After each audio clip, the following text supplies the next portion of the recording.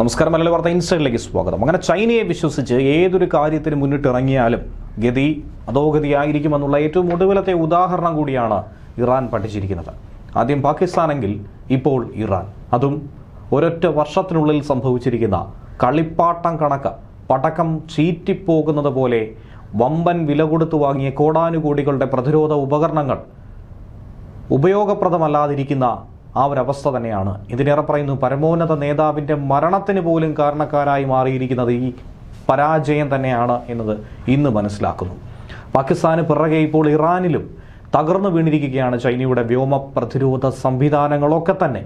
കടൽ കടന്നെത്തിയ ചാരക്കണ്ണുകൾ ഉപയോഗിച്ചുകൊണ്ട് അവരുടെ പരമോന്നത നേതാവിനെ ടാർഗറ്റ് ചെയ്ത്, എന്തിനേറെ പറയുന്നു, ഇറാനിലെ ഓരോ ചലനവും ഇസ്രയേൽ ചാരക്കണ്ണുകൾ ഒപ്പിയെടുത്ത കാര്യങ്ങൾ നേരത്തെ തന്നെ മനസ്സിലാക്കി അവരുടെ വർഷങ്ങളായിട്ടുള്ള ഒരു കാത്തിരിപ്പ് തന്നെയായിരുന്നു ഈ ആക്രമണമെന്നുള്ള കൂടുതൽ വിവരങ്ങൾ തന്നെയാണ് ഈ ഘട്ടത്തിൽ പുറത്തു വന്നിരിക്കുന്നത്.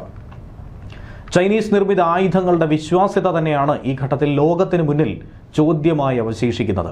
ഇങ്ങനെയെങ്കിൽ എന്തിനു വേണ്ടിയാണ് ഈ രാജ്യങ്ങളെ കബളിപ്പിക്കുന്നത് ചൈന എന്നാണ് പലരും ചോദിക്കുന്നത്. ലോകത്തിലേക്കും തന്നെ ഏറ്റവും മികച്ച വ്യോമ പ്രതിരോധ സംവിധാനമെന്ന് ചൈന തന്നെ കൊട്ടിഘോഷിച്ച ഒരു സംവിധാനമാണ് അവരുടെ HQ-9B എന്ന് പറയുന്ന വ്യോമ പ്രതിരോധ സംവിധാനം. അത് പിന്നെയും പരാജയപ്പെട്ടിരിക്കുന്നു. ചരിത്രം ആവർത്തിക്കുന്നു.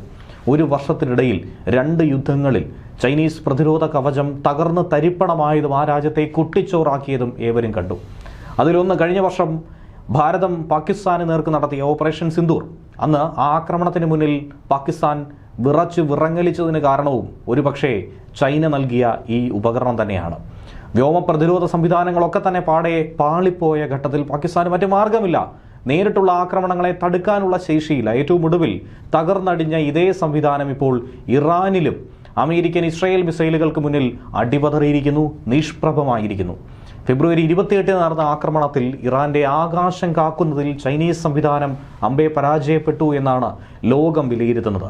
ഇറാന്റെ പരമോന്നത നേതാവ് ആയത്തുള്ള അലി ഖമനേയിയുടെ ജീവൻ പോലും സംരക്ഷിക്കാൻ കഴിഞ്ഞില്ല ഈ കളിപ്പാട്ടത്തിനെന്നാണ് പ്രതിരോധ രംഗത്തെ വിദഗ്ധർ വിമർശനം ഉന്നയിക്കുന്നത്. ഇന്ത്യ ഉപയോഗിക്കുന്ന റഷ്യയുടെ S-300, S-400 എന്നീ മിസൈൽ സംവിധാനങ്ങൾ അമേരിക്കയുടെ പാട്രിയറ്റ് മിസൈൽ സംവിധാനങ്ങളോടൊക്കെ തന്നെ കിടപിടിക്കും എന്ന് അവകാശപ്പെടുന്ന ചൈന വിപണിയിലിറക്കിയ ഒന്നു തന്നെയായിരുന്നു HQ-9B എന്ന് പറയുന്നത്. 260 കിലോമീറ്റർ പരിധിയിലുള്ള 100 ലക്ഷ്യങ്ങളെ ഒരേ സമയം നിരീക്ഷിക്കാൻ കഴിയുമെന്നാണ് ബീജിംഗ് അവകാശവാദം ഉന്നയിച്ചത്. ശരിയായിരിക്കും, നിരീക്ഷിച്ചു, പക്ഷേ അതിനെ പരാജയപ്പെടുത്താൻ കഴിഞ്ഞിരുന്നില്ല. 2025 മെയ്യിൽ കശ്മീരിലെ പഹൽഗാം ഭീകരാക്രമണത്തിന് മറുപടിയായി ഭാരതം നടത്തിയ ഓപ്പറേഷൻ സിന്ദൂർ സമയത്ത് പാകിസ്ഥാൻ വിന്യസിച്ച HQ-9B യൂണിറ്റുകളെ ഇന്ത്യൻ സൈന്യം നിഷ്പ്രയാസം തകർത്തിരുന്നു. അന്ന് കറാച്ചിയിലെ പാക് പ്രതിരോധ നിര ചീട്ട് കൊട്ടാരം പോലെ തന്നെ തകർന്നു വീണു. ചൈനയെ സംബന്ധിച്ച് വലിയ നാണക്കേടും. ഇതിന് പിറകെയാണ് ഇപ്പോൾ ഇറാനിലും ഈ സംവിധാനം പരാജയപ്പെടുന്നത്.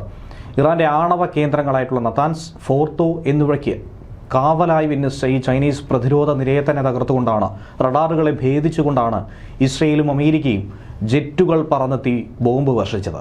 ഇറാന്റെ 31 പ്രവിശ്യകളിൽ 20 ഇടത്തും ബോംബുകൾ വർഷിച്ചപ്പോൾ ചൈനീസ് റഡാറുകൾക്ക് അതിനെ കണ്ടെത്താൻ പോലും കഴിഞ്ഞിട്ടില്ല.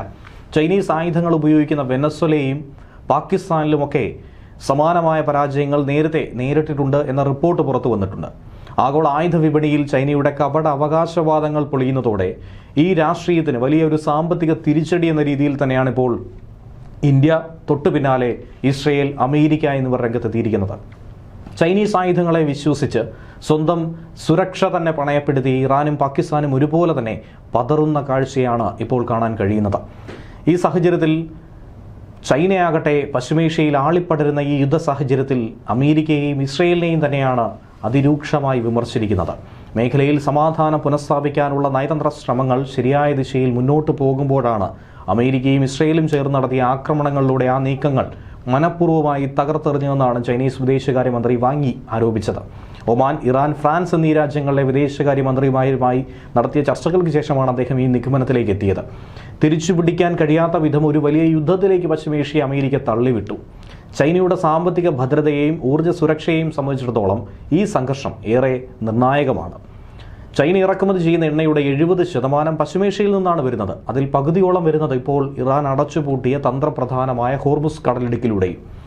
ഇറാനെ തങ്ങളുടെ ഉറ്റ സുഹൃത്തായി പ്രഖ്യാപിച്ച ചൈന സ്വന്തം ഭൂപ്രദേശവും താൽപ്പര്യങ്ങളും സംരക്ഷിക്കാനുള്ള ഇറാന്റെ അവകാശത്തെ പൂർണ്ണമായും പിന്തുണയ്ക്കുന്നുണ്ട്. എന്നാൽ ഇറാൻ സൈനികമായി തിരിച്ചടി നൽകുന്നതിനെ ചൈന പ്രോത്സാഹിപ്പിച്ചിട്ടില്ല എന്നുള്ളതും ശ്രദ്ധേയമാണ്. ഇറാനെ സാമ്പത്തികമായി പിന്തുണയ്ക്കുന്ന പ്രധാന ശക്തികളിലൊന്നാണെങ്കിൽ പോലും തങ്ങളുടെ സഹായം രാഷ്ട്രീയവും ധാർമ്മികവുമായ പിന്തുണയിൽ മാത്രമായി പരിമിതപ്പെടുത്തിയിരിക്കുകയാണെന്ന് ചൈനയും വ്യക്തമാക്കി. ഇറാനിലേക്ക് ചൈന ആയുധങ്ങൾ വിതരണം ചെയ്യുന്നുവെന്ന റിപ്പോർട്ടുകളെ വിദേശകാര്യ മന്ത്രാലയം ഔദ്യോഗികമായി തന്നെ നിഷേധിച്ചു കഴിഞ്ഞു. മേഖലയിൽ ഉടൻ തന്നെ വെടിനിർത്തൽ പ്രഖ്യാപിക്കണമെന്നും ഇരു വിഭാഗങ്ങളും ചർച്ചാമേശയിലേക്ക് മടങ്ങണമെന്നുമാണ് ചൈന ഇപ്പോൾ ആവശ്യപ്പെട്ടിരിക്കുന്നത്. അല്ലാത്തപക്ഷം ഈ യുദ്ധം ലോകത്തെ തന്നെ വലിയൊരു സാമ്പത്തിക തകർച്ചയിലേക്ക് നയിക്കുമെന്ന കടുത്ത മുന്നറിയിപ്പ് കൂടിയാണ് ബീജിംഗ് കൊടുക്കുന്നത്.